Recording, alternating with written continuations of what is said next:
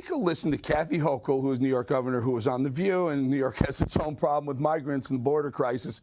And again, they want these leftists, these liberals, these, I don't know what that, they're statists. Lunatics. They're socialists, let's be honest. And she's a socialist in a socialist state saying it's the GOP's problem. Listen. I blame the Republicans now. The mess was bipartisan before that. Democrats and Republicans have not successfully found a way to have a path to legal citizenship. Did you hear that? It's GOP's problem. They tried this with defund the police, too. Remember when they said, oh, the Republicans want to do it? It's all BS. Go ahead. Yeah, they're gaslighting us again. And the great thing is the American people aren't watching and listening to that noise anymore. Just like they're trying to tell us that the economy is thriving. It's like, okay, well, then why can't we afford groceries and gas? Why has our heating bills gone way up? Heating oil has gone up 75%. Everything's up anywhere from 25 to 75% since Joe Biden took office, and they want to blame it on the Republicans. We had a great situation when President Trump was in office, when inflation was low to non-existent, when our border was secure. The solution really is to get America First candidates back in office. And that's why I'm actually here in Ohio today, helping Bernie Moreno, an America First candidate running for U.S. Senate in Ohio, get across the finish line tomorrow. We in Arizona have our presidential preference election.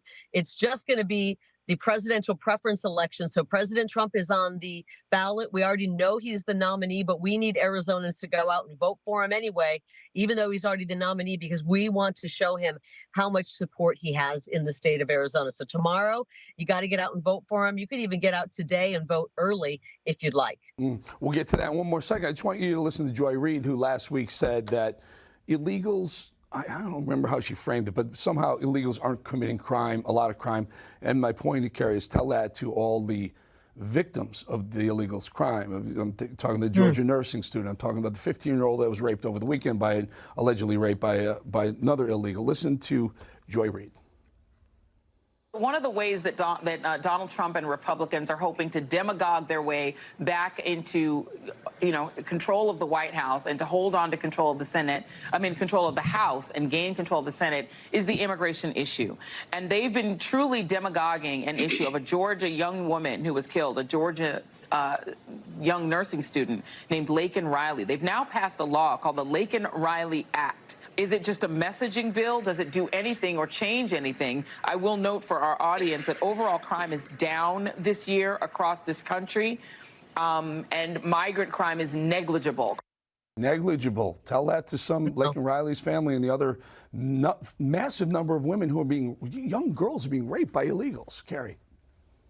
People don't feel safe on the streets. They don't feel safe in their neighborhoods. In Arizona, we have a gang of Chilean burglars who have invaded our country by the hundreds, by the thousands, and they are robbing homes. They're called the dinner time bandits. They've been robbing homes, breaking into homes, wiping people out when they're breaking into these homes. And so everyone's becoming a victim of crime that doesn't need to happen. And crime is not on the way down. Crime is soaring right now. Some of these woke cities are not reporting all of the crime, and they're not reporting all of the true numbers. But you just ask Americans, and Americans don't feel safe walking across the grocery store parking lot anymore. They don't feel safe in the subways, and that's why we have to have enforcements showing up in places like New York City, because people can't take the subway anymore. It's that unsafe. And so Joy, I don't know where she's living, what planet she's living on, but she needs to come back down to planet Earth, come back down to what's happening on the streets of this country, and people don't feel safe, Eric. I'll leave it right there. Kari Lake, thank you for joining us from the backseat of a car rushing through Ohio, standing up for MAGA candidates. Good for you, Kari. Thank you for joining us. Thank you. I'm on my way home to Arizona.